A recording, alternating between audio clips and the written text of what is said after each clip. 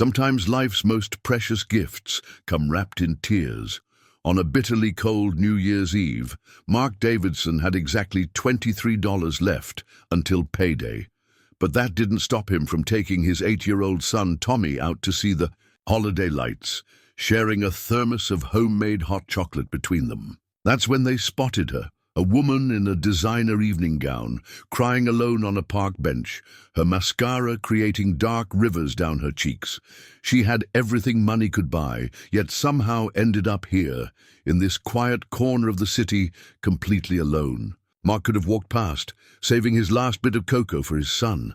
Instead, he made a choice that would change 3 lives forever. Could a simple act of kindness on New Year's Eve turn into something far more magical than midnight fireworks? Before we jump back in, tell us where you're tuning in from. And if this story touches you, make sure you're subscribed, because tomorrow I've saved something extra special for you. Mark Davidson's fingers traced the edge of another past-due notice as he sat at his kitchen table, the harsh yellow light of the overhead bulb casting long shadows across the worn linoleum. The small stack of bills had become a familiar presence, like an unwanted houseguest that refused to leave. He glanced at his watch, 11:43 p.m. In just over 17 minutes, a new year would begin, but the numbers on these papers wouldn't change. The apartment was quiet except for the gentle hum of the aging heater. Tommy's excited chatter from earlier still echoed in his mind, a reminder of why he pushed through each day. His son had barely been able to contain himself when Mark suggested their annual New Year's Eve walk, even though it was just a simple tradition born from necessity rather than luxury. "Dad, can we see the big Christmas tree in the park again?" Tommy had asked that morning, his eyes bright with anticipation. "The one with all the lights?" Mark had looked at his son over their breakfast of slightly burnt toast and powdered eggs, seeing Sarah's smile in the boy's hopeful expression. 4 years had passed since cancer took her, but sometimes it felt like yesterday.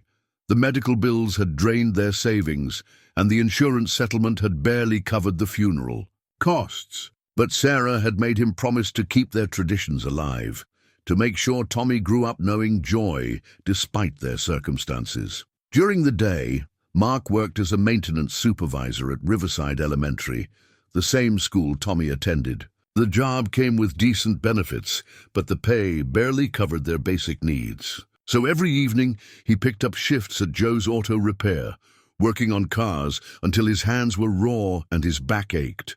Joe was a good man who paid in cash and never complained when Mark needed to leave early for Tommy's school events.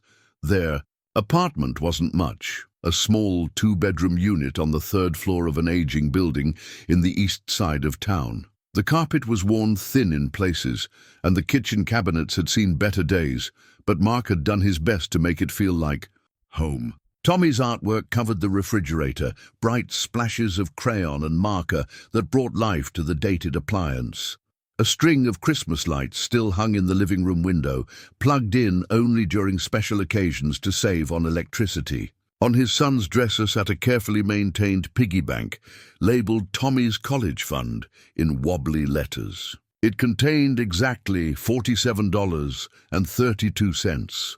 Mark had counted it that morning while Tommy was brushing his teeth. The boy didn't know that most of what should have gone into that ceramic pig had instead gone toward keeping the heat on through the winter months. But tonight wasn't about bills or broken dreams. Tonight was about tradition, about showing his son that happiness didn't come with a price tag. Mark had spent the afternoon preparing their special hot, a chocolate, using the last of the cocoa powder and adding a pinch of cinnamon, Sarah's secret ingredient.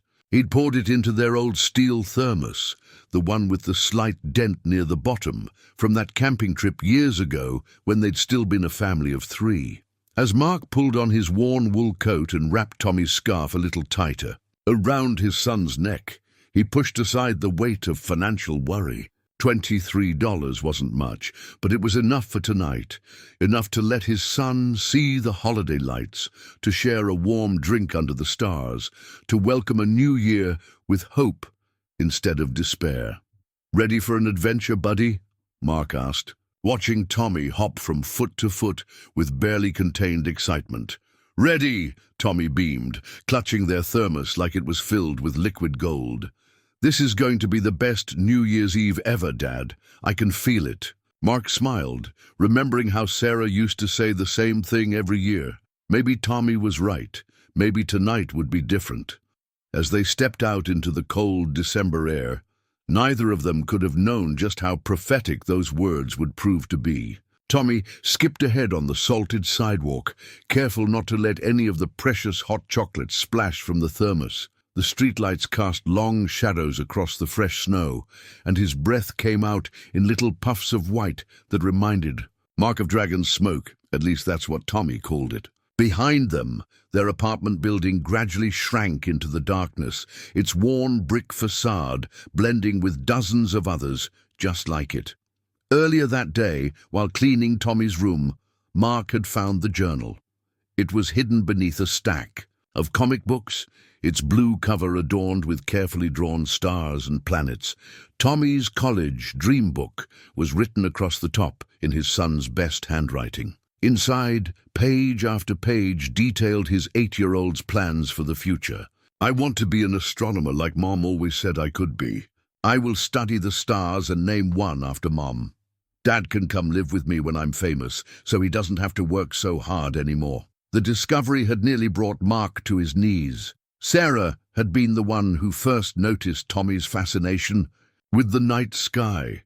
She'd spend hours with him on their small balcony, pointing out constellations and sharing stories about the cosmos. Even in her final days at the hospital, she'd made Mark wheel her bed to the window so she could show Tommy the full moon. "Dad, look!" Tommy's voice pulled Mark from his memories. His son was pointing at a group of teenagers throwing snowballs near the park entrance. "Remember last year when we had that huge snowball fight?" Mark nodded, smiling at the memory. "You got me right in the face with that sneak attack." "Mom taught me that move," Tommy said proudly, then his voice softened. "She was really good at snowball fights." "The best," Mark agreed, swallowing the lump in his throat. "She never missed." They walked in comfortable silence for a while, their boots crunching against the fresh snow. The park's main path was lined with trees wrapped in twinkling lights, their branches heavy with winter's burden. Ahead, the Central Plaza's massive Christmas tree towered above them, its thousands of lights reflecting off the surrounding snow, like scattered stars. Tommy had been excelling in school, especially in science and math. His teacher, Mrs. Rodriguez, had pulled Mark aside just before the holiday break. "Tommy has a real gift," she'd said, pressing a brochure into his hands. "There's a special science program at the university. They offer scholarships for gifted students starting in middle school. He should apply next year." The brochure was still in his coat pocket, wrinkled from being read and reread. The program could open doors for Tommy, give him opportunities. Mark could never provide on his own, but even with a scholarship, there would be expenses, books, supplies, transportation, the kind of costs that seemed insurmountable when you were counting pennies to keep the lights on. "Can we sit on our bench, Dad?" Tommy asked, pointing to a wooden seat near the giant Christmas tree. They'd claimed it as theirs 3 years ago, right after Sarah passed. It offered the perfect view of both the tree and the city skyline beyond. "Sure, buddy. Time for our traditional New Year's Eve cocoa?" Mark pulled his phone from his pocket. 11:52 p.m. 8 minutes until midnight. Tommy carefully unscrewed the thermos cap, steam rising in delicate spirals into the cold air. "Mom always said hot chocolate tastes better when you share it," he said, pouring some into the cap cup and handing it to his father before taking a sip straight from the thermos. Mark watched his son's face in the glow of the Christmas lights. Tommy had Sarah's eyes, deep brown with flecks of gold that seemed to catch every bit of light. He had her determination too, that quiet strength that made the impossible seem within reach. "Dad," Tommy's voice was thoughtful, "do you think Mom can see the stars better now, since she's up there with them?" The question caught Mark off guard, making his throat tight. "I bet she has the best view in the universe, buddy. Then she can help me study them someday, right? When I become an astronomer?" Mark set down his cup and pulled Tommy close. breathing, in the scent of cocoa and winter air. Your mum's already helping you, Tommy. Every time you look up at the stars, every time you learn something new about space, she's right there with you. Promise I'll get to study them for real someday, like Mom wanted? The weight of that promise settled on Mark's shoulders like a heavy blanket. He thought of the bills piling up at home, of the dwindling balance in their checking account, of all the obstacles standing between Tommy and his dreams.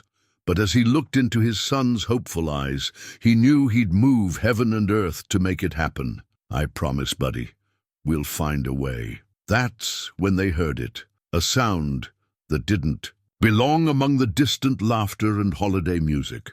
A sob, soft but distinct, coming from somewhere in the shadows beyond their bench. Tommy heard it too, his head turning toward the sound. "Dad," he whispered, clutching the thermos closer. "I think someone's crying." Mark peered into the darkness, where the Christmas lights didn't quite reach. At first he saw only shadows, but then something moved.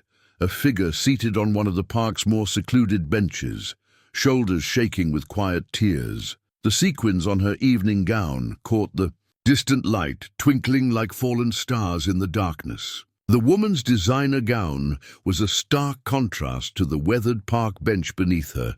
Even in the dim light, Mark could see it was the kind of dress that probably cost more than his monthly rent. Its deep blue fabric, dotted with crystals, had gathered dampness from the snow, darkening the hem that pooled around her feet. Her silver heels sat discarded beside her, one tipped onto its side. "Should we see if she's okay?" Tommy whispered, his small hand tugging at Mark's sleeve. The thermos of hot chocolate was still warm in his other hand. Mark hesitated. In New York, you learned early to mind your own business, to walk past others' troubles. But something about the woman's solitude on New Year's Eve made his heart ache. No one should be alone, and crying on a night meant for hope and new beginnings. "Hello?" he called softly, taking a few careful steps forward. "Are you all right, ma'am?" The woman's head snapped up, and she quickly wiped at her face, smearing expensive mascara across her cheeks. "I'm fine," she said automatically, then gave a small, bitter laugh. "Well, that's obviously a lie, isn't it?" As they drew closer, Mark could see she was younger than he'd first thought, probably in her early 30s. Her dark hair was elaborately styled, though now slightly disheveled, and a diamond necklace sparkled at her throat. "I'm Tommy," his son announced, stepping forward with the direct friendliness of childhood. "And this is my dad. We have hot chocolate. Do you want some?" "Mum always said hot chocolate makes everything better."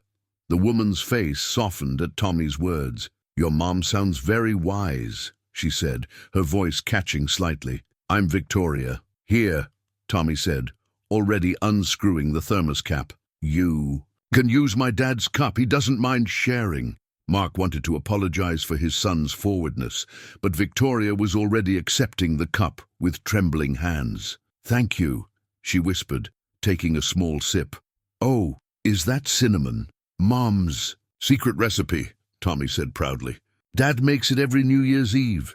Victoria looked up at Mark, really seeing him for the first time. Her eyes were a striking shade of green, rimmed red from crying. "It's delicious," she said.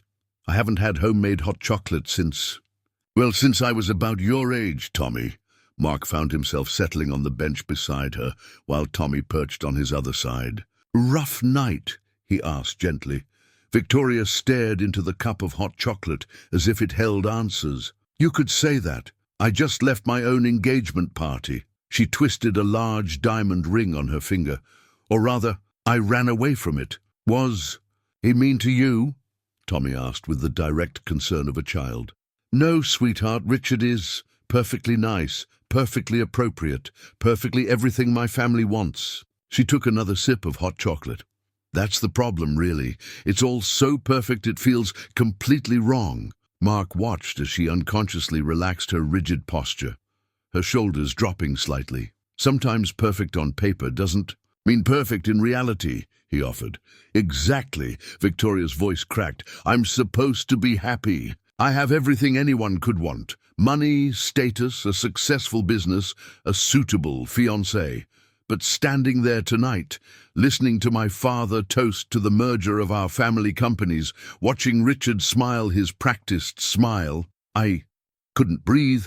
I just ran. In the snow? Tommy asked, eyeing her bare feet with concern. Victoria laughed, a real laugh this time. Yes, in the snow. Not my smartest decision. She wiggled her toes, which were turning pink from cold. I must look absolutely crazy. Nah, Mark said, shrugging off his coat. You look like someone who needed to breathe. He draped the coat over her shoulders before she could protest. But you might want to keep warm while you figure things out. I couldn't. Victoria started to object, but Mark shook his head. My mom says it's not crazy to run away from something that feels wrong, Tommy declared wisely. She says it's crazy to run towards something that feels wrong just because other people want you to. Victoria's eyes filled with fresh tears.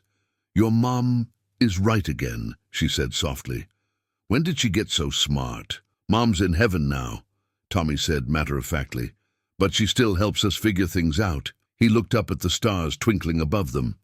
She's probably helping you too. Mark watched as Victoria absorbed this information, saw the way her expression shifted from surprise to understanding to something deeper. She looked at their worn clothes, the old thermos, then back at Tommy's earnest face. I'm so sorry about your mom, she said quietly, and thank you, both of you, for sharing your hot chocolate and your kindness with a stranger.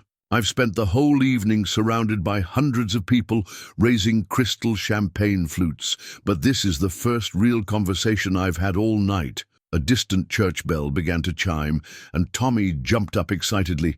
Dad, it's almost midnight. We need to make our wishes.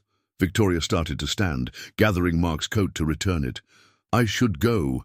I've interrupted your tradition. Stay, Mark found himself saying. Please.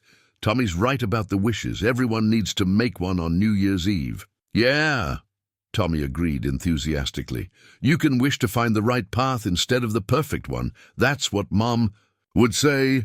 Victoria sank back onto the bench, Mark's coat still around her shoulders. In the distance, the first premature fireworks began to streak across the sky, reflecting in the tears that slid down her cheeks. But she was smiling now. 10!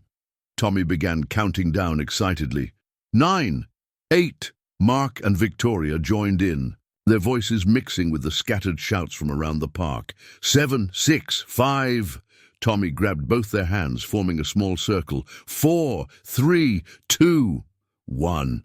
They said together, and the sky exploded into color.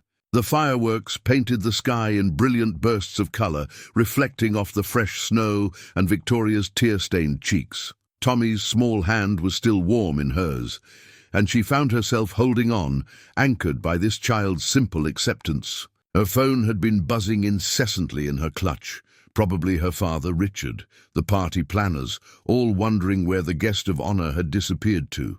She ignored it. Make a wish, Tommy insisted, squeezing both their hands tighter. Quick, before the first star of the new year fades! Victoria closed her eyes, feeling the weight of the diamond ring on her finger, the damp silk of her ruined gown, the borrowed warmth of Mark's coat. For the first time that evening, she felt like she could breathe. I wish, she began. No! Tommy's scandalized voice cut her off. You can't say it out loud, then it won't come true. That's the rule. Sorry, Victoria laughed, surprised by how natural it felt. I'm not very good at wishes or rules, apparently. That's okay, Tommy said sagely. Dad says sometimes breaking rules means you're brave, not bad. Right, Dad? Mark smiled, and Victoria noticed how the corners of his eyes crinkled. Context matters, buddy. But yeah, sometimes the bravest thing you can do is listen to your heart instead of the rule book. Another series of fireworks illuminated the sky, and Victoria shivered despite the coat. Her feet, bare against the snow, had gone nearly numb. You should come warm up, Tommy announced suddenly. Our apartment isn't far, and we have more hot chocolate. Plus, you can't walk in the snow with no shoes. Mom would say that's just asking for pneumonia. Mark started to protest, but Victoria surprised herself by saying, I'd like that, actually, if it's not too much trouble. She watched Mark's internal debate play across his face, consideration for her comfort warring with natural caution. About inviting a stranger home. Finally he nodded. No trouble, but it's nothing fancy, just a warm place to thaw out and figure out your next move. Tommy was already gathering her discarded heels. Dad can make you a map to get home later. He's really good at maps. He even draws pictures on them sometimes. Victoria found herself following them down lamplit paths, Mark's coat sheltering her from the winter wind. Tommy skipped ahead, chattering about constellations and the proper technique for making snow angels. She noticed how Mark kept him in sight at all times, how his shoulders relaxed slightly whenever Tommy looked back to make sure they were following. The walk took less than 10 minutes, but it felt like entering another world. The pristine paths of Central Park gave way to narrower streets lined with modest apartment buildings. Christmas lights hung in windows at odd intervals, some blinking determinedly, others steady in their glow. A cat watched them from behind a first-floor window, its tail twitching as they passed. "We're on the 3rd floor," Tommy informed her. As they approached their building, the elevator's broken again, but Dad says it builds character to take the stairs. "I say a lot of things build character," Mark admitted, holding the door. "It's parent code for, please don't complain about this inconvenience." Victoria found herself smiling again as they climbed the stairs. Her feet had gone from numb to pins and needles, making each step interesting. The stairwell was clean but worn, its walls bearing decades of scuff marks and hastily covered repair jobs. "Here we are," Mark said, fishing keys from his pocket. "Like I said, it's nothing fancy." The apartment door opened to reveal a small but tidy living room. A modest Christmas tree still stood in one corner, its ornaments a clear collection of homemade treasures and carefully preserved heirlooms. A coffee table held several science books, their pages marked with colorful sticky notes. The walls were decorated with framed drawings, clearly Tommy's work, and a few family photos. Victoria's eyes were drawn to one photograph in particular. A woman with Tommy's warm brown eyes smiled at the camera, her arms around a younger Tommy, while Mark looked at them both with unmistakable love. She was wearing scrubs and a badge that read, "Dr. Sarah Davidson, Astronomy Department." "That's Mum," Tommy said, following her gaze. "She was really smart. She studied the stars at the university and taught other people about them too. Want to see my telescope? She gave it to me for Christmas the year before." He trailed off, but quickly brightened. "It's kind of old, but Dad helped me fix it up, and I can see Jupiter's moons with it." "I'd love to see it," Victoria said softly, understanding now why this little boy dreamed of the stars. She slipped off Mark's coat, draping it carefully over a chair. Her evening gown looked absurdly out of place in the modest living room, like a peacock that had wandered into a sparrow's nest. Mark disappeared into the kitchen, and she heard the quiet domestic sounds of cups being gathered, a kettle being filled. Tommy led her to his room, proudly showing her the telescope positioned by his window and the star charts taped carefully to his walls. "Mum made these for me," he explained, pointing to the most detailed chart. "She said everyone needs a map to their dreams." Victoria touched the chart gently, noting the precise calculations written in a steady hand. A physicist who loved the stars, who taught her son to wish on them, who left behind a legacy of wonder and hope. Looking around Tommy's room, at the carefully maintained telescope, the library books about space, the college dream journal peeking out from under his pillow, she understood that Sarah's legacy lived on in every dream her son dreamed. The sound of the kettle whistling drew them back to the kitchen, where Mark was preparing fresh hot chocolate. This time, Victoria watched him add the pinch of cinnamon, noted how he let Tommy stir it exactly 3 times. "For luck, like Mom," and taught me, before pouring it into mismatched mugs. Sitting at their small kitchen table, holding a warm mug with cartoon rockets printed on it, Victoria felt farther from her world of crystal and silver than mere blocks could measure. Yet somehow, she felt more at home than she had all evening. The old radio on the kitchen counter crackled with the sounds of New Year's celebrations across the city. Mark had tuned it to a local station that was broadcasting live from Times Square, the announcer's voice filled with the infectious excitement of the holiday. Victoria sat at the small table, her designer gown pulled around her chair, warming her hands on the rocket-adorned mug. "Can I show her my special box, Dad?" Tommy asked, practically bouncing with enthusiasm.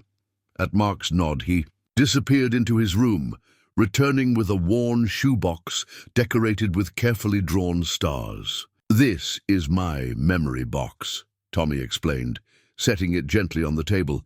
"Mom and I started it together. We put special things in it that help us remember important stuff." Victoria leaned forward as Tommy began carefully removing items. A small jar of sand, a pressed flower, a smooth river stone, each one clearly precious in its own way. "This is from when we went to the beach," he said, holding up the jar. "Mom was really tired that day, but she still helped me collect the prettiest shells." Mark's hand moved unconsciously to touch the jar, his fingers tracing its lid. Victoria noticed how he watched his son, ready to step in if the memories became too heavy, but letting Tommy share his treasures in his own way. "And this," Tommy continued, pulling out a folded piece of paper, "is the last note Mom wrote me. Want to see?" Before either adult could respond, he carefully unfolded it. The paper was clearly well handled, its creases soft with frequent opening. She put it, "In my lunchbox the day before. She had to stay in the hospital. See? She drew little stars all around the edges." Victoria found herself holding her breath as she looked at the note. The handwriting was shaky but determined. "To my little astronomer. Remember to look up at the stars tonight. I'll be looking at them too, and that means we're never really apart. All my love, Mom." "Dad says it's okay to miss her," Tommy said matter-of-factly, carefully refolding the note. "But it's also okay to be happy and make new friends. Mom would want that." Victoria blinked back tears, touched by the profound wisdom in this child's words. Her own mother had passed away when Victoria was young, but the corporate world of her father had left little room for such tender preservation of memories. Her childhood mementos had been packed away by efficient staff, stored somewhere in their mansion's vast attic. The radio announcer's voice grew more excited as midnight approached in Times Square. Mark stood to adjust the volume, and Victoria noticed how the kitchen light caught the silver threading his dark hair at the temples. He moved with the quiet efficiency of someone used to making a small space work, his movements careful but never cautious. "You know," Victoria found herself saying, "I haven't actually watched the ball drop since I was a kid. Usually I'm at some fancy party, pretending to care about stock portfolios and merger opportunities." "What's a merger?" Tommy asked, carefully, returning items to his memory box. "It's when two companies become one bigger company," Victoria explained. Like when you put two puzzles together to make a bigger picture. "But what if the pieces don't really fit?" Tommy's question was innocent, but it struck at the heart of Victoria's earlier distress. "That's exactly the problem, isn't it?" she said softly, more to herself than to Tommy. "Sometimes people try to force pieces together just because they think they should fit." Mark returned to the table, carrying a plate of slightly misshapen sugar cookies. "Tommy and I made these yesterday," he said, setting them down. "They're not pretty, but they taste okay. Dad let me do the frosting," Tommy announced proudly. "That's why they're a little artistic." Victoria picked up a cookie that might have been attempting to be a star.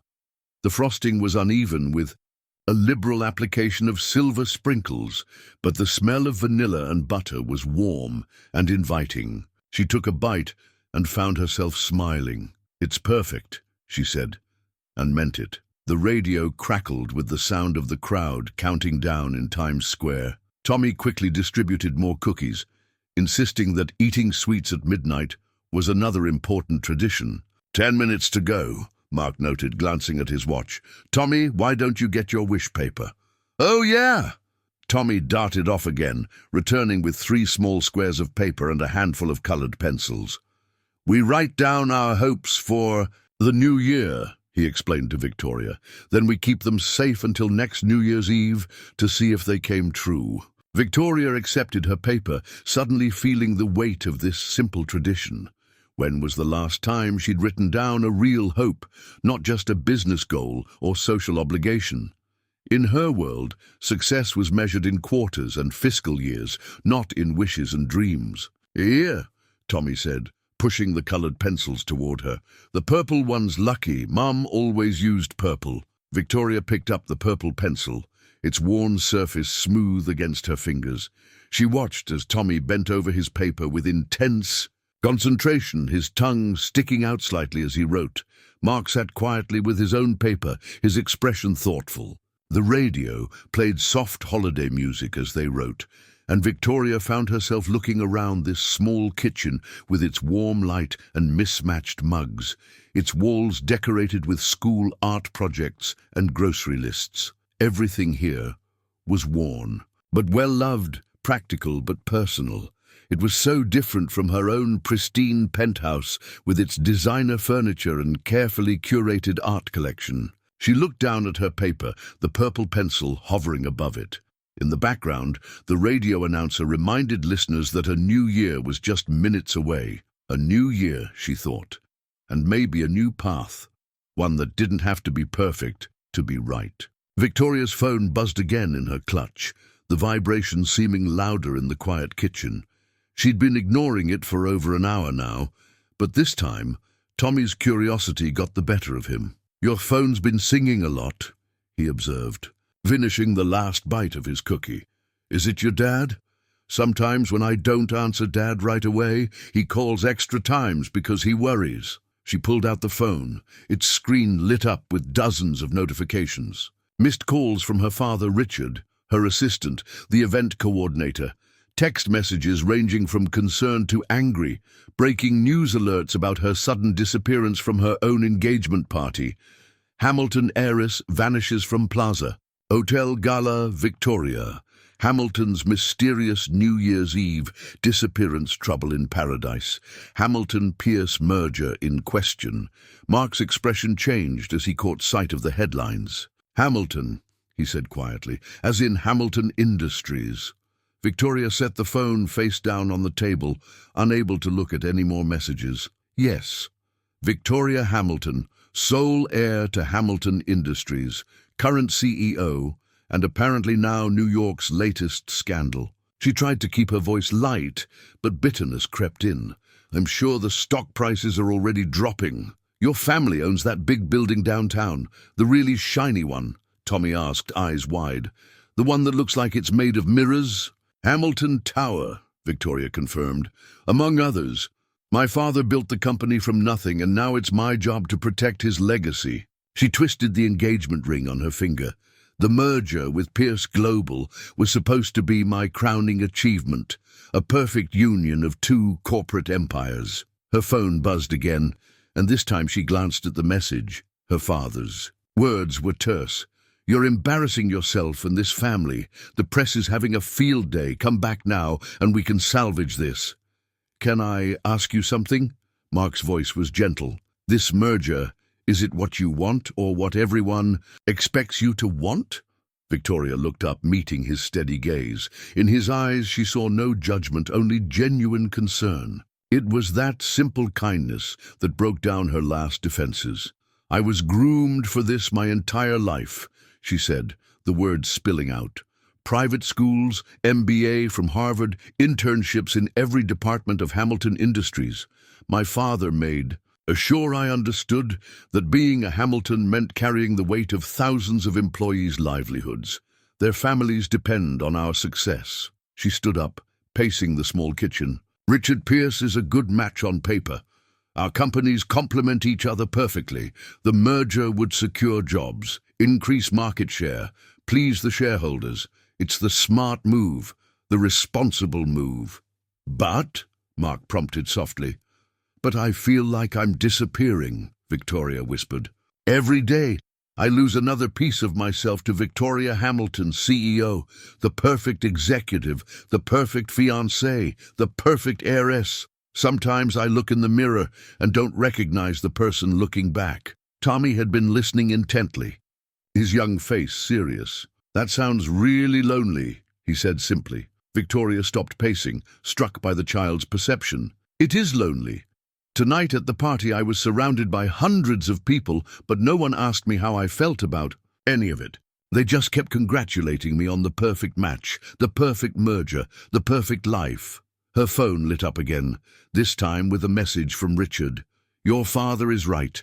Don't throw away everything we've built. Think of the shareholders." "Not one message asking if I'm okay," Victoria noted with a hollow laugh. "Just concern about the shareholders and the press."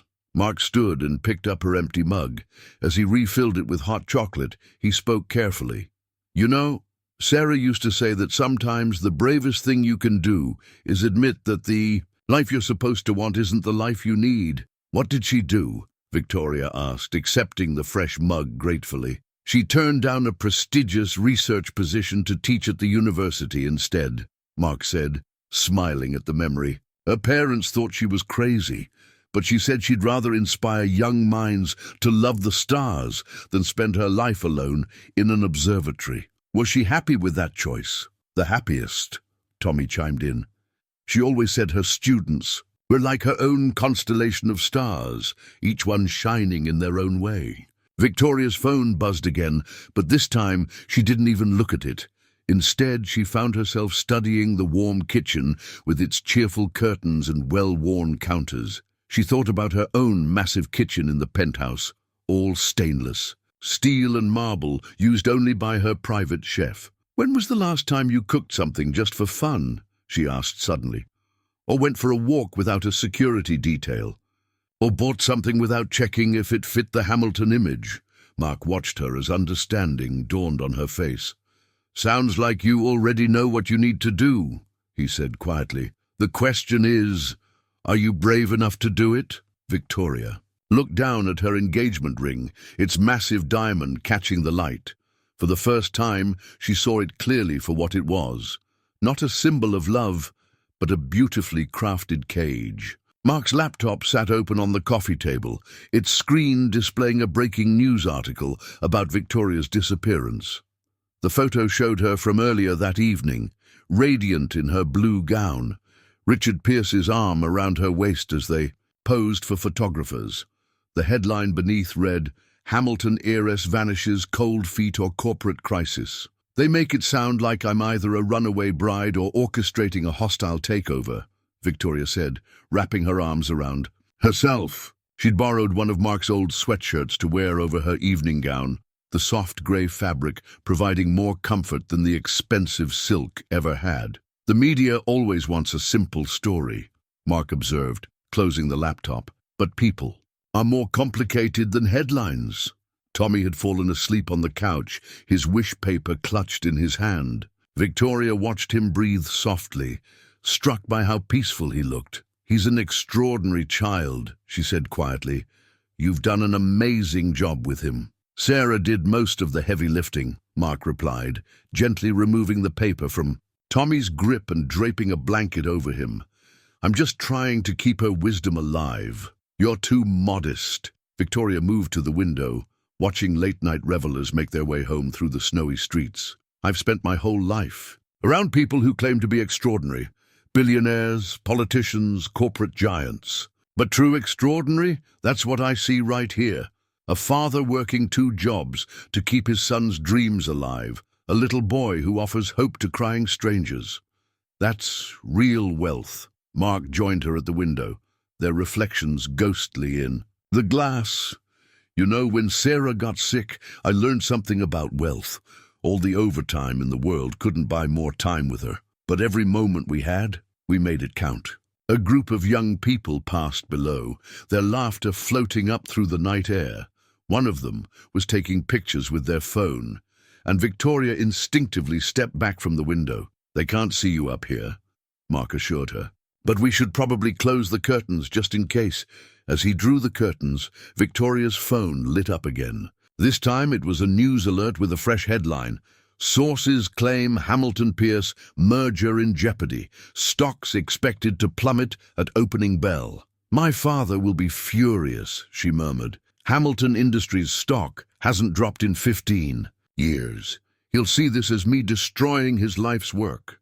Is that what you think you're doing? Victoria sank onto the couch, careful not to wake Tommy. I don't know anymore. The merger makes perfect business sense. Our companies complement each other beautifully. Together, we'd be unstoppable in the market. But I keep thinking about what Tommy said about puzzle pieces that don't fit. Richard and I, we're like two pieces from different puzzles. We look like we should fit, but forcing us together just damages both pieces. Mark sat in the armchair across from her, his expression thoughtful. You know, when Sarah was diagnosed, everyone had opinions about what we should do. Experimental treatments, second mortgages, fundraisers, all logical suggestions. But Sarah, she just wanted to spend her remaining time teaching, showing Tommy the stars and making memories. How did you handle the pressure, the judgment? By remembering that none of those people had to live with our choices. We did. He glanced at Tommy, smiling softly. And every time I see him get excited about astronomy or share his mom's wisdom with others, I know we made the right choice. Victoria's phone buzzed again, this time with a text from Richard. Your father is considering removing you from the board if you don't return immediately. Don't throw away everything we've worked for. Everything we've worked for, Victoria repeated bitterly. As if I haven't spent every day of my adult life working to prove myself worthy of the Hamilton name. Did you know I haven't taken a vacation in 6 years? Haven't had a real friendship since college? Haven't even had time to get a dog? Because it wouldn't fit my schedule. She stood again, too restless to sit. The company is my life. I thought I was okay with that. But sitting here in this warm little apartment with its mismatched mugs and memory boxes, I realize I've been surviving, not living. Mark watched her pace, his silence encouraging her to continue. You want to know something funny? She gave a small, sad laugh. I always dreamed of being a teacher, like your Sarah. I loved the idea of inspiring others, sharing knowledge. But my father said Hamiltons don't teach. We lead, we conquer, we succeed. It's not too late to change paths, Mark said gently. Isn't it? The company employs thousands of people. The merger would secure their jobs, expand their opportunities. How can I put my own happiness above their security? Tommy stirred in his sleep, mumbling something about stars. Victoria's expression softened as she looked at him. You know what's ironic? She said softly. Hamilton Industries has an educational foundation.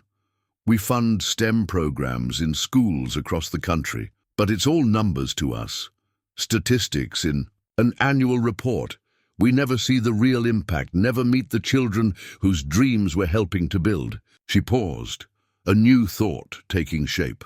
We never really connect with the people we claim to serve. Mark nodded, understanding dawning in his eyes. Maybe that's where your two paths could meet. Before Victoria could respond, her phone lit, up with a new message. This time it wasn't a text or a news alert, but a photo. Someone at the party had captured the moment she ran out, her face tear-streaked, her gown billowing behind her as she fled into the snow. The caption read, Hamilton heiress's Cinderella moment, but who's her Prince Charming? The irony wasn't lost on her. Here she was, a modern Cinderella in reverse, finding solace not in a palace, but in a modest apartment where love outweighed luxury and dreams were measured in stars instead of stocks. Victoria stared at her engagement ring for a long moment before slowly sliding it off her finger. It felt heavier in her palm than it had ever felt on her hand. Setting it on the coffee table, she took a deep breath and turned to Mark. I want to help Tommy go to college, she said quietly but firmly. Not just college, any educational opportunity he wants. The science programs, astronomy camps, everything. Mark's expression shifted from surprise to polite resistance. Victoria, that's very generous, but please let me finish. She glanced at Tommy, still sleeping peacefully under the blanket. Hamilton Industries has an educational foundation. Like I mentioned, we fund scholarships, support STEM programs, build computer labs in schools. But it's all just numbers on a spreadsheet to us. Tonight, for the first time, I see the real impact these opportunities could have. She reached for her phone, opened her banking app, and began typing. "I'm going to transfer—" "No." Mark's voice was gentle but firm. "I appreciate what you're trying to do, but we can't accept that." Victoria looked up, startled by his refusal. "But why not? You've shown me such kindness tonight. Let me do this one thing." "Because kindness isn't a transaction," Mark said simply. "We didn't help you tonight expecting anything in return. That's not what this was about." Tommy stirred on the couch, mumbling something about stars in his sleep. Victoria watched him for a moment, seeing in his peaceful face all the dreams and potential that reminded her of her own long-buried aspirations. "What if," she began slowly, a new idea taking shape, "what if it wasn't just about Tommy? What if we could help other children like him? Other families trying to keep their dreams alive?" She stood up and began pacing again, her excitement building. "The Hamilton Educational Foundation is just a tax write-off right now, a footnote in our corporate responsibility report. But it could be so much more. We could create a program specifically for working parents trying to support their children's education. The Davidson Grant Program." Mark raised an eyebrow. "The Davidson Grant Program. Yes, think about it. Your story, your struggle to keep Tommy's dreams alive while working 2 jobs. It's exactly what we should be focusing on. Not just throwing money at schools, but really understanding the challenges families face." She sat down again, leaning forward earnestly. "You could help me design it. You understand what these families need in a way that our corporate board never could. We could provide not just financial support, but mentorship, resources, real opportunities."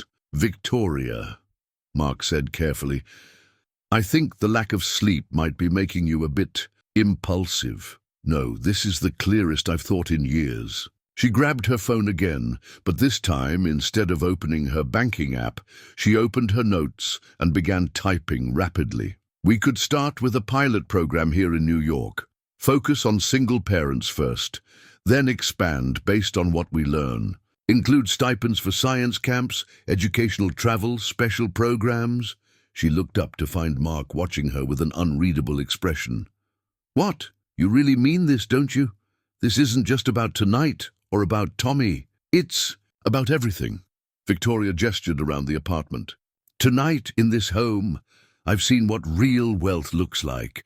It's not about stock prices or merger deals. It's about having the freedom to pursue your dreams, to maintain your integrity, to honor the memory of someone you loved." She paused, gathering her thoughts.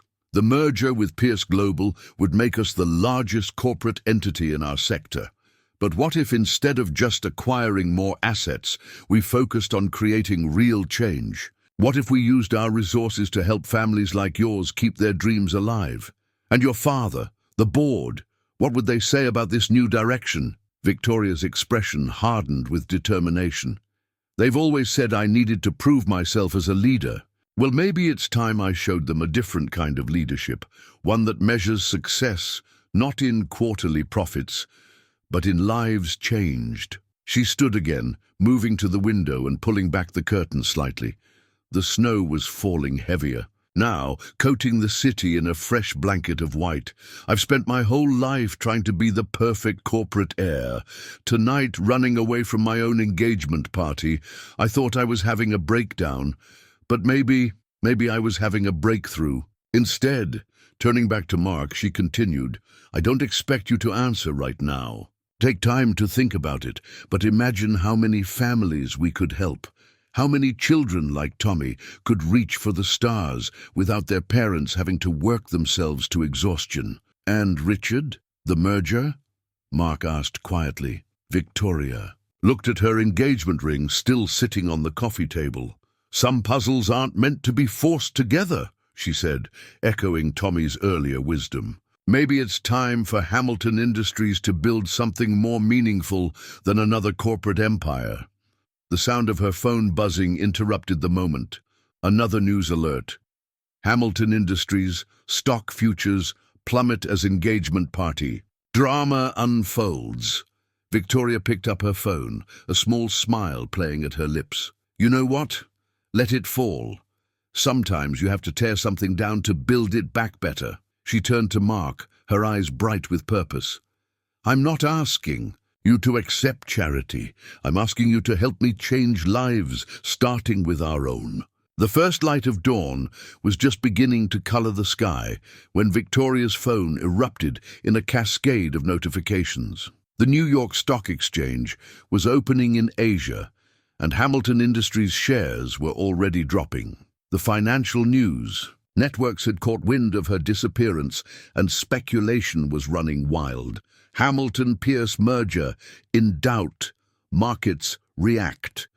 Runaway heiress Victoria Hamilton's New Year's vanishing act. Hamilton Industries faces uncertain future as CEO. Goes AWOL. Mark, who had been making fresh coffee, glanced at the headlines over her shoulder. Are you sure you're ready for this? Victoria squared her shoulders, a familiar steel entering her posture. But this time, it wasn't the corporate mask she usually wore. It was something more genuine, more determined. For the first time in my life, yes. Tommy stirred on the couch, blinking sleepily in the early morning light. Did I miss the sunrise? He mumbled, rubbing his eyes. No, buddy, Mark smiled. You're just in time. Victoria watched as Mark helped Tommy fold his blanket, the simple domestic ritual striking a chord deep within her. Her own childhood mornings had been structured affairs with nannies and schedules and protein-optimized breakfasts designed by nutritionists. Her phone buzzed again, this time with a message from her father's private secretary. Emergency board meeting called for 9 a.m. Your presence is non-negotiable. She took a deep breath, then began typing a response, not to the secretary, but to the Hamilton Industries PR team. It was time to take control of the narrative. I need to make a statement, she announced, looking up from her phone. But not the kind they're expecting. Mark raised an eyebrow. What are you thinking? The truth, or at least the beginning of it. She showed him the draft of her social media post. Last night, I left my engagement party because I realized that the biggest merger Hamilton Industries needs isn't with another corporation. It's with the communities we serve. Stay tuned for an important announcement about the future of the Hamilton Educational Foundation. Sometimes the best business decisions aren't about business at all. Tommy, now fully awake and peering at her phone, grinned. That's like what Mom used to say about her teaching, that the best science wasn't just about science, it was about people. Victoria felt something shift inside her at his words. The market would panic, the board would be furious, and Richard would probably be relieved. Their relationship had always been more about spreadsheets than sparks. Her phone was now ringing non-stop. Each call represented another crack in the carefully constructed facade she'd maintained for years. But as she looked around the small apartment, at the family photos and Tommy's star charts and Mark's quiet strength, she realized that sometimes things needed to break completely before they could be rebuilt into something better. The media's going to be all over this, Mark warned, his protective instincts kicking in. They'll probably find this place soon. Victoria nodded, already thinking ahead. I should go, face the music, deal with the board, start setting things in motion. She paused, then added softly, but I'd like to come back if that's okay, to talk more about the foundation, about how we can really make a difference. What about your father? The shareholders? Mark asked. They'll adapt or they won't. But I'm done letting fear of their reactions control my life. She stood, smoothing her rumpled gown. Sometimes the bravest thing you can do is admit that the life you're supposed to want isn't the life you need, right? Mark smiled, recognizing Sarah's words. Right. Tommy suddenly darted to his room, returning with something clutched in his hand. Here, he said, holding out his purple pencil, the lucky one he'd used for his wish. For your meeting. Mom always said sometimes you need a little extra luck to be brave. Victoria took the pencil, her vision blurring slightly. In her world of Mont Blanc pens and digital signatures, this worn pencil felt more valuable than any luxury writing instrument she'd ever owned.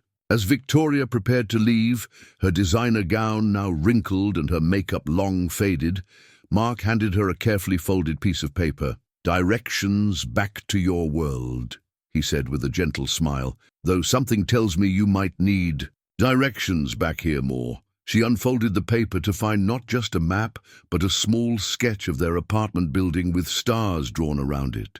Tommy's contribution, no doubt. In the corner, Mark had written his phone number. "For when you're ready to talk about the foundation," he explained.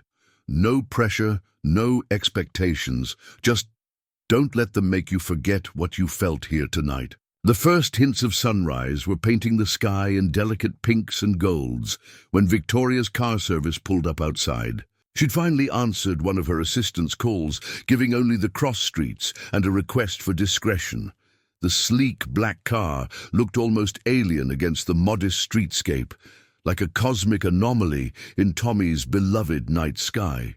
Before she could leave, Tommy pressed something else into her hands, 2 tickets to the Natural History Museum's upcoming Celestial exhibition. "Dad got them for my birthday," he explained. "But maybe you could come with us? They're going to have a whole section about undiscovered stars." Victoria held the tickets carefully, understanding the weight of the invitation. These weren't just museum tickets, they were an offering of friendship, pure and uncomplicated by corporate politics or social obligations. "I'd love to," she said, softly, then looked at Mark. "That is, if it's okay." He nodded, understanding passing between them. "Just let us know when the dust settles." Her phone buzzed again, another message from the board. But this time there was also a news alert that made her blood run cold. "Pierce Global announces emergency press conference. Merger implications to be discussed." Richard was making his move, trying to seize control of the narrative. She could almost hear her father's voice. "This is business, Victoria, nothing personal." But that was the problem, wasn't it? It had always been business. Every decision, every relationship, every moment of her life had been weighed against its corporate value. Standing here, holding children's museum tickets and a lucky purple pencil, she finally understood how much that had cost her. "Sometimes," Tommy said suddenly, as if reading her thoughts, "Mom would say that the hardest math problem is adding up what really matters." Victoria knelt down to his level, her expensive gown pooling around her on the worn carpet. "Your mom was very wise. Tommy, I wish I could have met her." "She would have liked you," he said with absolute certainty, "especially now that you're being brave." The car horn sounded softly outside, a gentle reminder that her other world was waiting. Victoria stood, squaring her shoulders. In one hand, she held her phone with its countless messages and market alerts. In the other, she clutched the museum tickets and purple pencil. "The foundation," she said to Mark, her voice firm. "I meant what I said. This isn't just a whim or a crisis of conscience. When I walk into that board meeting, I'm going to fight for something real, something that matters." Mark watched her thoughtfully. "You know they won't make it easy." "No," she agreed. "But maybe that's how I'll know it's right." She glanced down at Tommy. "After all, the best stars are the ones you have to look hardest to find, aren't they?" His face lit up at her use of astronomy as metaphor. "And sometimes," he added excitedly, "the ones that look smallest from Earth turn out to be the biggest and brightest when you get a closer look." Victoria felt something settle in her chest. Certainty, perhaps, or courage. Or maybe just the weight of finally choosing her own path. The car horn sounded again, and she knew it was time to face whatever came next. The Hamilton Industries boardroom hadn't changed since Victoria was a child. The same mahogany table dominated the space, its polished surface reflecting the Manhattan skyline through floor-to-ceiling windows. She'd spent countless hours here, first sitting quietly beside her father as he conducted meetings, then later leading those meetings herself. But today, something felt different. Perhaps it was her, still wearing last night's wrinkled gown, her father's Mont Blanc pen replaced by Tommy's purple pencil. "The board is waiting," her assistant whispered, hovering anxiously at her elbow. "Your father arrived 10 minutes ago, and Mr. Pierce is here too," Victoria finished, unsurprised. Of course Richard would come. This wasn't just about their engagement anymore. It was about power, control, and billions in shareholder value. She glanced at her phone one last time before entering. Mark had sent a simple message: "Remember why you're doing this." Below it was a photo of Tommy's star chart, its careful annotations and hopeful calculations, a reminder of what really mattered. The boardroom fell silent as she entered. 12 pairs of eyes watched her cross the room, each gaze carrying its own mixture of judgment, curiosity, and calculation. Her father sat at the head of the table, his face a mask of controlled disappointment. Richard stood by the windows, impeccably dressed despite the early hour, his expression blandly pleasant as always. "Victoria," her father began, his voice carrying that particular tone of paternal disapproval she'd known since childhood. "I trust you're ready to explain your theatrical exit last night?" She took her seat, not her usual place at her father's right hand, but instead at the middle of the table. From here, she could see everyone clearly. "Actually, yes, I am." She placed her laptop on the table, ignored the raised eyebrows at her disheveled appearance, and opened the presentation she'd prepared in the car. The first slide appeared on the boardroom screens: the Hamilton Foundation, a new direction. "Victoria," Richard interrupted smoothly, "perhaps we should first address the more pressing matter of the merger." She met his gaze steadily. "That's exactly what I'm addressing, Richard. Just not in the way you expect." She advanced to the next slide, showing the Foundation's current statistics. Money spent, programs funded, tax benefits received. "For years, we've treated our educational foundation as a corporate responsibility checkbox, a way to offset taxes and generate positive press. But what if it could be more?" "The foundation is not a priority right now," her father cut in. The merger is exactly why this matters." Victoria stood, drawing on every lesson in corporate presence she'd ever learned. "We're so focused on combining our companies that we've forgotten why we built them in the first place. Dad, you started Hamilton Industries to create something meaningful, remember? To build things that would last." She clicked to the next slide, a mock-up of the Davidson grant program she'd sketched out in the car. "What if instead of just acquiring Pierce Global, we revolutionized how corporate philanthropy works? What if we created something that actually changes lives?" The board members exchanged glances. Victoria could read their thoughts. She'd lost her mind, had a breakdown, gone soft. But she pressed on, Tommy's purple pencil held firmly in her hand. "Last night I met a family that showed me what real investment looks like. A single father working 2 jobs to keep his son's dreams of becoming an astronomer alive. That boy has more passion for science than half the tech startups we've acquired this year, but without support, without opportunity." "This is business, Victoria," Richard said, his voice carrying just a hint of condescension, "not a charity case." "No," she agreed, meeting his eyes. "It's bigger than that. It's our legacy. What do we want Hamilton Industries to be remembered for? Another merger? Another market consolidation, or for creating real, lasting change in people's lives?" Victoria's father rose from his chair, his movement deliberate and controlled. She recognized this tactic. He'd used it countless times in negotiations, the slow stand that commanded attention and implied authority. "You're talking about dismantling a merger worth billions," he said, each word measured, "to focus on charity work. Do you have any idea how that sounds?"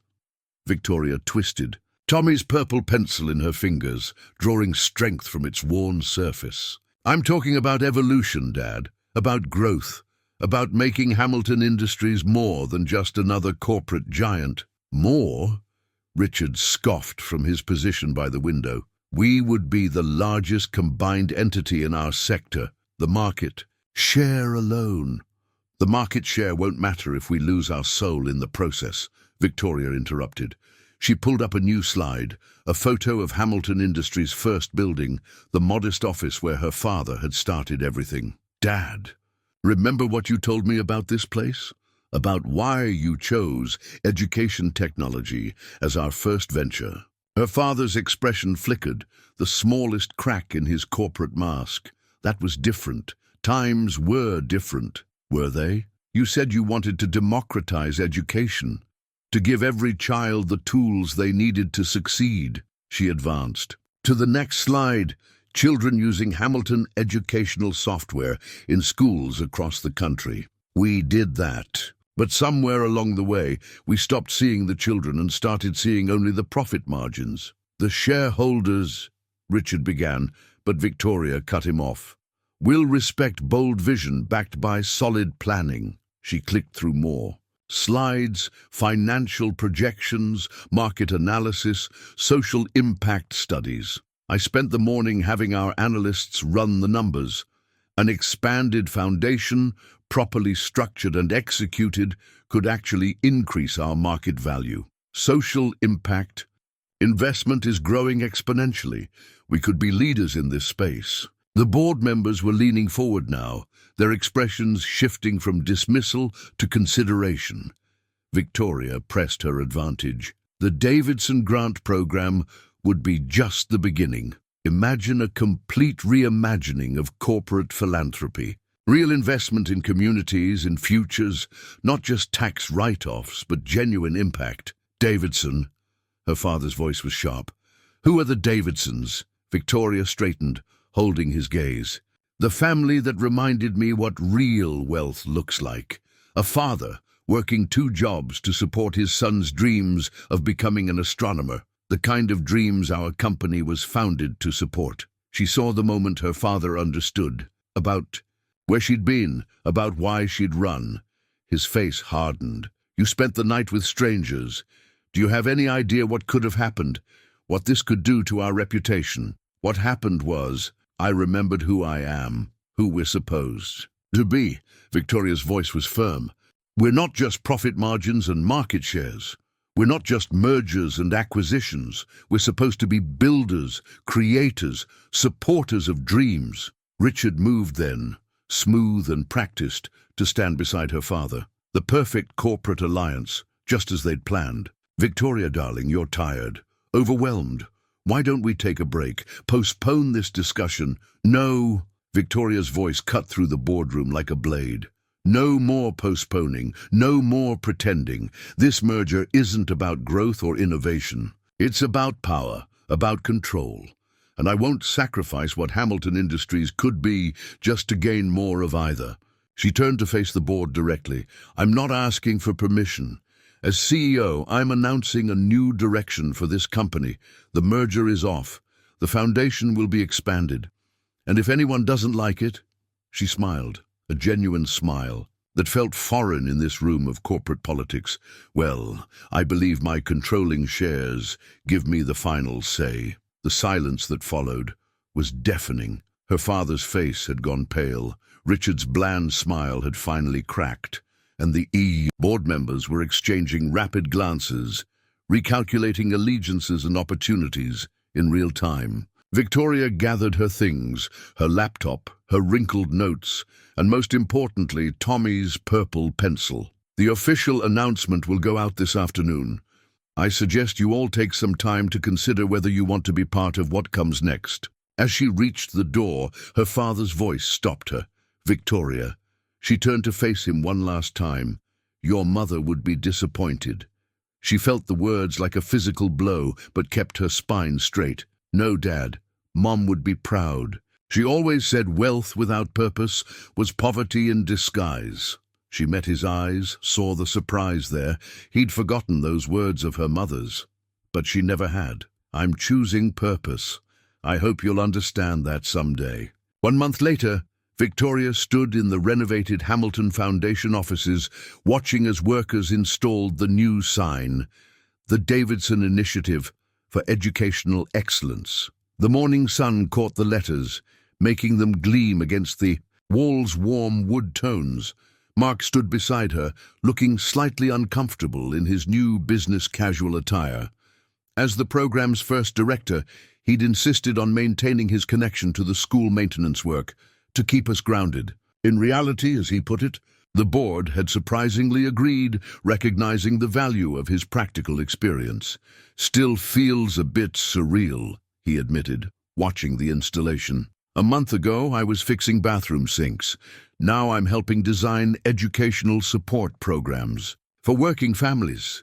Victoria smiled, remembering the market's unexpected reaction to her announcement.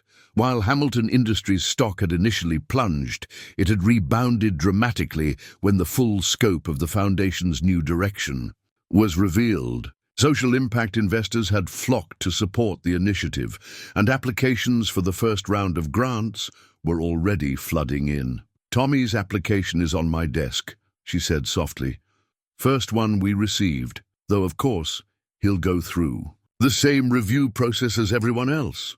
Mark nodded, understanding and appreciating the importance of fairness.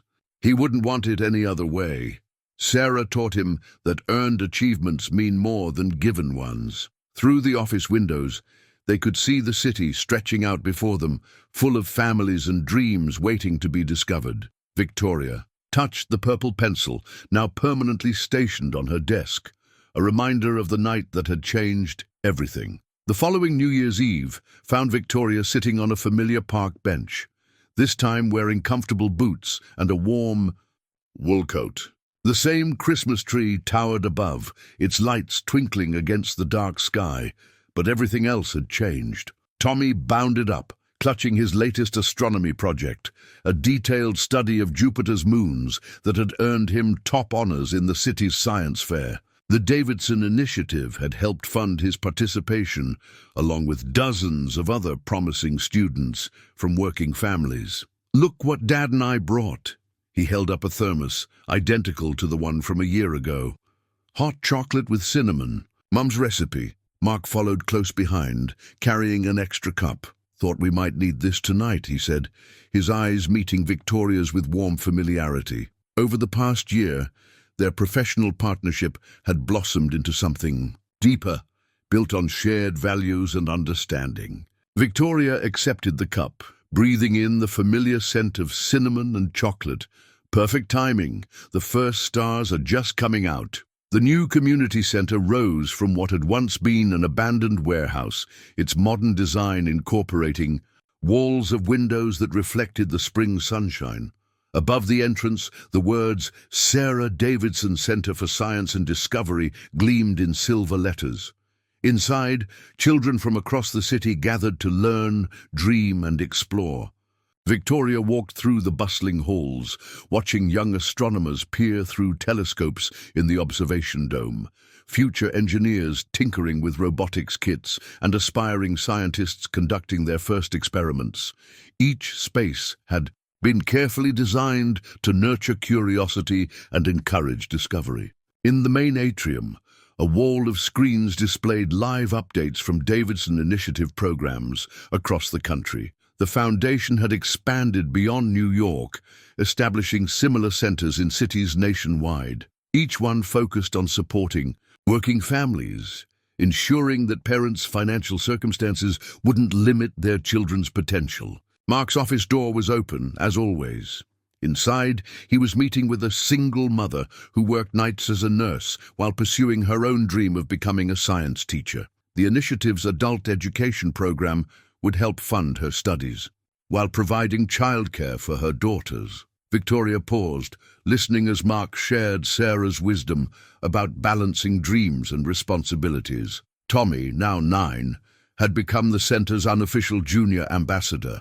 He could often be found helping younger children with their first look through a telescope or explaining basic astronomy concepts with infectious enthusiasm. His own academic achievements had grown remarkably, not just because of the initiative's support, but because he no longer had to worry about the cost of his dreams burdening his father.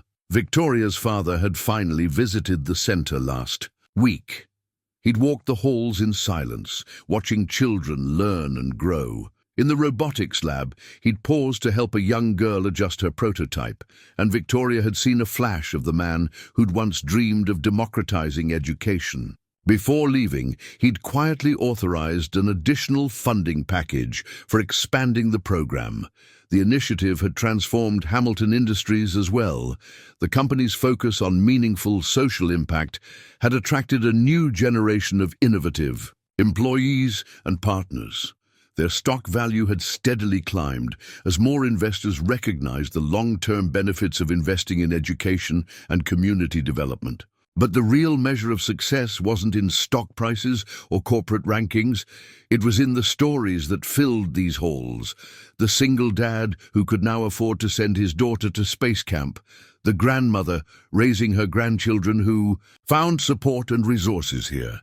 The teenagers who no longer had to choose between part-time jobs and academic opportunities. Victoria stopped at a window overlooking the center's garden, where students tended plants as part of their biology studies. A year ago, she'd been trapped in a life that looked perfect on paper, but felt empty inside. Now, watching a young girl carefully measure the growth of her sunflower plant, while her working mother attended a career development workshop down the hall, Victoria understood what real success looked like. The center had become more than just a building or a program. It was a living testament to Sarah's belief that everyone deserved a chance to reach for the stars.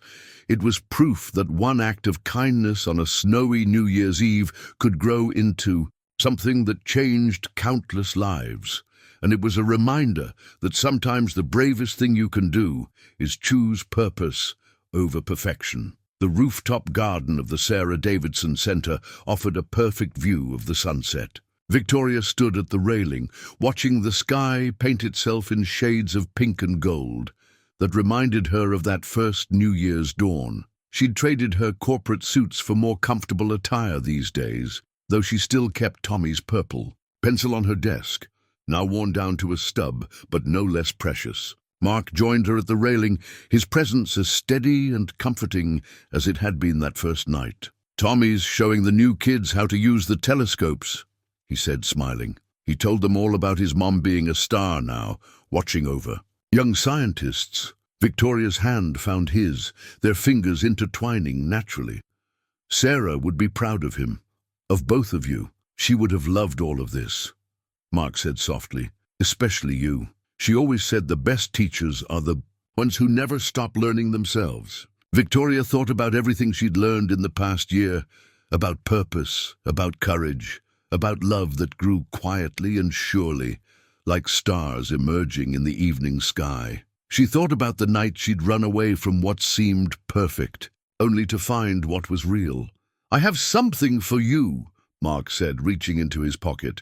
He pulled out a small, worn notebook. "Tommy and I found it last week, going through some of Sarah's old things. We think you should have it." Victoria opened the notebook carefully. Inside, in Sarah's handwriting, were notes about her students, her hopes for astronomy education, her dreams of making science accessible to everyone. On the last page, she'd written, "Remember, the brightest stars aren't always the ones that shine the longest, but the ones that help others find their light." Tears blurred Victoria's vision as Mark knelt beside her, holding not a diamond ring, but a simple band with a small star engraved on its surface.